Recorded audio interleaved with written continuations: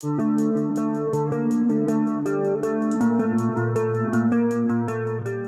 everyone, welcome back to my channel. My name is Hiba, and here on my channel I cover recent missing person cases. If you're into that type of content, go ahead and subscribe. With that being said, let's go ahead and get into today's case. Before we get started, I just want to say that the case I'm discussing today is a little bit older than the cases I usually cover. However, it seems like this case hasn't received the attention it deserves, so I wanted to talk about it. To be honest, I'm surprised it hasn't been solved yet, and after learning the details, I think you will be too. Much of the information is from a Facebook group for Jessica, ran by Criminal Elements Facts and Updates. I'll have the link for that down below in the description. There are a lot of details in this case, so like I said, let's go ahead and get into it. On January 1st, 2021, Jessica Stacks went missing from the Tallahatchie River in Mississippi. That morning, Jessica and her boyfriend, Wayne Baggett, set off to go hunting. The two got onto a small boat without a motor on County Road 46. The boat doesn't belong to Jerry or Jessica. It actually belongs to a good friend of Jerry's named Billy Jack. I didn't initially understand why they would go on a boat if the intention was to go hunting. However, apparently sometimes people do this when the river is high so that they can float down the river and catch hogs or deers that way. Personally, I still don't really understand this. How can anyone aim from a moving boat? Is this even legal? And also, what would they do if they hit a target? Would they stop and load it onto the boat? If that's the case, I wonder if that was even feasible on a small boat like the one that Jessica and Jerry were on. So like I said, this boat belonged to a man named Billy. At the time that they took the boat, Billy was asleep. His housemate at the time, a man named Willie Stinson, went with Jessica and Jerry to help them launch the boat. Jessica's phone was apparently left with Willie so that the pair could call him to come pick them up when they were done. I'm assuming they had to give Willie Jessica's phone because he didn't have a phone himself. Later that day, only Jerry made it off the boat, and instead of calling Willie as planned, he called his son to come pick him up. Jessica hasn't been seen or heard from since. According to Jerry, at about a mile and a half past West Union at around 10 a.m., Jessica decided to get out of the boat, allegedly to walk out of the river bottom. When she got out of the boat, she allegedly left her keys and purse behind. Right off the bat, I just want to mention that I think it's odd that Jessica would bring her purse along in the first place instead of just leaving it in the car or something. They were on a swollen, muddy river, supposedly hunting, so why would she need her purse with her? Could her purse have been brought and staged on the boat to make it seem like Jessica was there that day? After Jessica got off the boat, Jerry continued downstream for several more miles. He eventually reached the opposite side of the river and got out there. After that, like I said, he called his son to come pick him up. From what I could gather, Jerry just got off the boat and left it in the water. Not only is it odd to me that he would just leave behind the boat, especially because it wasn't his, but it's also odd that he would leave behind Jessica's belongings, including her purse. Wouldn't he think to take her items with him so that he could eventually give them back to her? Unless he somehow knew that he wouldn't be giving it back. It wasn't until later that the searchers would find the boat and the belongings. There's been some confusion about where exactly Jessica headed once she got off the boat. Some sources state that she started heading towards Road 47, while other sources claim that she started heading back to Road 46. If you recall, that's where the pair had originally entered the river. According to Sheriff Jimmy Edwards, Jessica did in fact start heading back towards Road 46. Jessica wasn't reported missing until 10 p.m. that night, which is 12 hours after she supposedly got off the boat. Surprisingly, it wasn't Jerry who called in to file the report. Instead, it was his daughter's boyfriend. There are several questions I have about Jerry's story. The first is, why would Jessica get off the boat? The water was high at the time. In fact, divers had to wait until January 9th to be able to dive and search for her in order for the flooding to subside. If the water was that bad, why and how would Jessica leave the boat? This leads me to believe that the situation on the boat must have been more dangerous than the water that she'd have to face. The second question I have is, why did Jerry call his son instead of Willie like originally planned? Did Jerry want to avoid having to explain why Jessica wasn't there if Willie came to pick them up? Did he leave the boat behind so he wouldn't have to face Willie? Also, wouldn't Willie be concerned about the two and about the boat as time went on without receiving a call? If Jessica simply did leave to walk, why wouldn't he search for her or follow her? At the very least, why not alert someone that Jessica had left? After all, he was the one with the phone. I've heard that there was a potential argument on the boat, which is what caused Jessica to leave. But even if the two had been in some sort of argument, why wouldn't he follow her if the river was dangerous? He could have at least tried to make sure that Jessica was okay once he made it off the water. Jerry knew that Jessica was without her phone, so it's odd to me that he would just call his son once he was on land, seemingly without a care for Jessica or her whereabouts. Also, why wait so long to tell someone that she was missing, and why not report it himself? Jerry allegedly went home, showered, washed his clothes, and then went out to eat.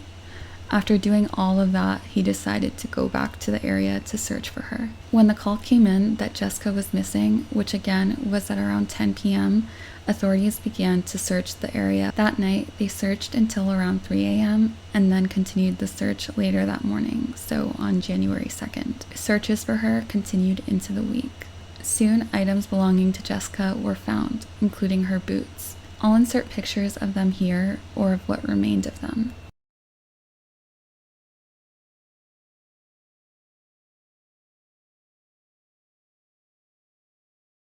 Articles state that the boots had been cut off of Jessica. That statement alone is scary, and what does it even mean? How and why would the boots be cut off? And how far could she realistically make it without them? If she was the one who cut the boots off herself, she would need a knife or some sort of sharp object. If you recall, I mentioned that Jessica had left behind her purse and her keys when she got off the boat. That leads me to believe that if Jessica did have a knife that day, it would have still been on the boat as well. Also, why would she take off her boots if she was walking in or near a muddy area by the river? This leads me to believe that it probably wasn't Jessica who cut the boots off. One of the only reasons that I can think of that the boots could potentially be cut off is that somebody with bigger feet had used them to make tracks and then needed to get them off. Her gloves and jacket were also found.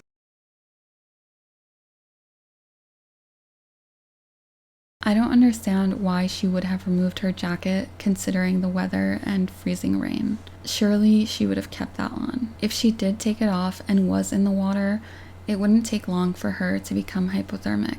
I don't believe that she would have been able to get very far if that was the case, and she would have likely been found by now. All of these things lead me to question if Jessica was ever really on the river that day. According to Sheriff Edwards, there is evidence that Jessica was there. He points to her belongings and footprints. However, due to the weather, tracking was impossible. In my opinion, that evidence is questionable at best. Her belongings could have easily been brought and left there by someone else. In fact, like I alluded to earlier, it doesn't make sense for some of these items to be found, like her jackets and boots, since you'd expect them to still be on her. In regards to the footprints, if we know that water had washed away and ruined some of the prints, how can we be sure that it was Jessica? Also, like I said, maybe someone else left the footprints using her boots, and that could explain why they were cut. Aside from her belongings and the footprints, there's no real evidence that Jessica made it to the river that day. The question of whether she was actually there that day can only be answered by one other person other than Jerry, and that is Willie, who again allegedly helped them launch the boat into the river. So like I said, Willie allegedly helped them launch the boat onto the river. He then left in Jerry's truck, taking Jessica's phone with him so that they could call him when they were ready to be picked up. I believe that he also claims to have been with them on the way to the river, so it's not like he met them there. However, how do we know that he's telling the truth that Jessica was actually there? Based on footage from a gas station, law enforcement seemed to believe that Jessica was seen that morning at 5:30 a.m. I'm going to insert the surveillance from the gas station here.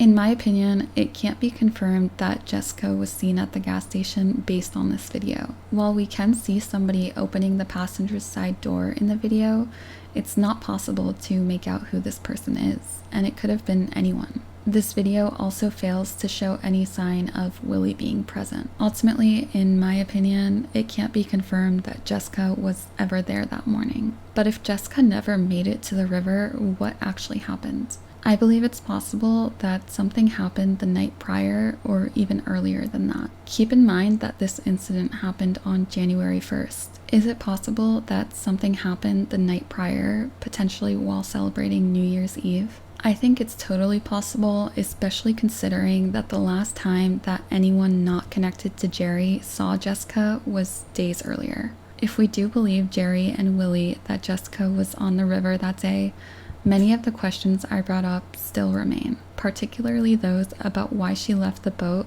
and Jerry's behavior following the incident. In my opinion, if Jessica did make it to the river, Jerry knows exactly what happened to her and was likely involved. Maybe the two got into an altercation and then it escalated. Jessica may or may not have tried to make it off of the boat and was unable to, or didn't make it very far. According to Jessica's mother, Kathy, there have been incidents in the past where Jerry was not very good to Jessica. However, she was too afraid to ever come forward or go to the police about it. If Jerry does know what happened or was involved in it, that could explain why he never called Willie to come pick them up. In this scenario, Willie could really have no idea what happened after he left the pair on the river. It's been over 10 months since Jessica was last seen, yet we still have no answers. If anything, we have more questions now than ever. While her family staunchly advocates and searches for her, remaining committed to finding her, Jerry has not done a single interview or talked to the media to plead for answers. Despite all the oddities and questions, Sheriff Jimmy Edwards still insists that there's no sign of foul play in this case. This is the part where it's important to mention that Sheriff Edwards was very good friends with Jerry's father before his passing. I wonder if that has anything to do with how this investigation is going and his insistence that there are no signs of foul play.